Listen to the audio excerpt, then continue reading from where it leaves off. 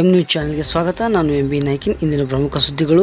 ಗುರುಮಂಟ್ಲ ಪಟ್ಟಣದ ಜವಾಹರ್ಲಾಲ್ ನೆಹರು ಕ್ರೀಡಾಂಗಣದಲ್ಲಿ ಸಾರ್ವಜನಿಕ ಧ್ವಜಾರೋಹಣ ಸಮಿತಿ ವತಿಯಿಂದ ಕಲ್ಯಾಣ ಕರ್ನಾಟಕ ವಿಮೋಚನಾ ದಿನಾಚರಣೆ ಅಂಗವಾಗಿ ತಹಸೀಲ್ದಾರ್ ಆಗಿರುವಂಥ ಶಾಂತಗೌಡ ಬಿರಾದಾರ್ ಅವರು ಧ್ವಜಾರೋಹಣವನ್ನು ನೆರವೇರಿಸಿದರು.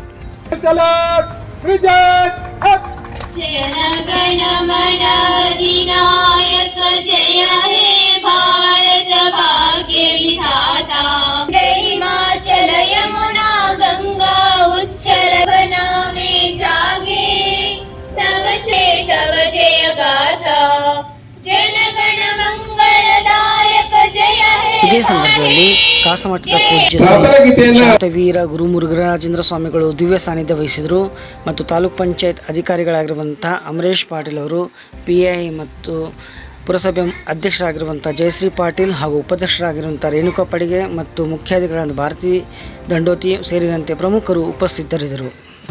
ಉರ್ದು ಶಾಲೆಯ ಶಿಕ್ಷಕರಾಗಿರುವಂಥ ಕಳಸಪ್ಪ ವಡಗೇರಿ ಅವರು ವಿಶೇಷ ಉಪನ್ಯಾಸವನ್ನು ನೀಡಿದರು. ಜಮ್ಮು ಕಾಶ್ಮೀರ, ಜುನಾಗಢ ಮತ್ತು ಹೈದರಾಬಾದ್ ಸಂಸ್ಥಾನ, ಈ ಮೂರು ಸಂಸ್ಥಾನಗಳು ಭಾರತ ಒಕ್ಕೂಟಕ್ಕೆ ಸೇರಲು ನಿರಾಕರಿಸಿದವು.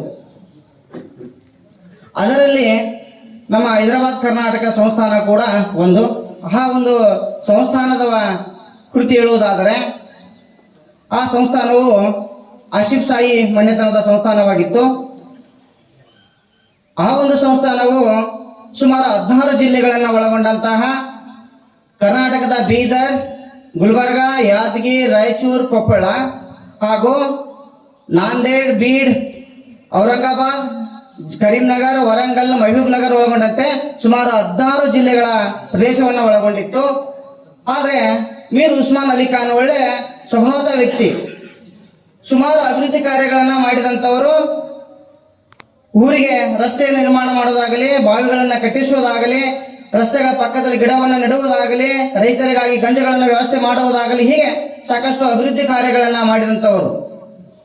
ಯಾವಾಗ ಕಾಸಿಂ ರಜ್ವಿ ಎನ್ನುವ ವ್ಯಕ್ತಿ ಆತನೊಂದಿಗೆ ಸಂಪರ್ಕ ಬಂದು, ಈತ ಲಾತೂರಿನ ವಕೀಲನಾಗಿರ್ತಾನೆ, ಈತ ಅಂಜುಮನ್ ಇತಿಹಾಸ್ ಎನ್ನುವ ಸಂಸ್ಥೆಯ ಮುಖಂಡನಾಗಿ ಇರ್ತಾನೆ, ಈತ ಒಬ್ಬ ಮತಾಂಧನಾಗಿರ್ತಾನೆ.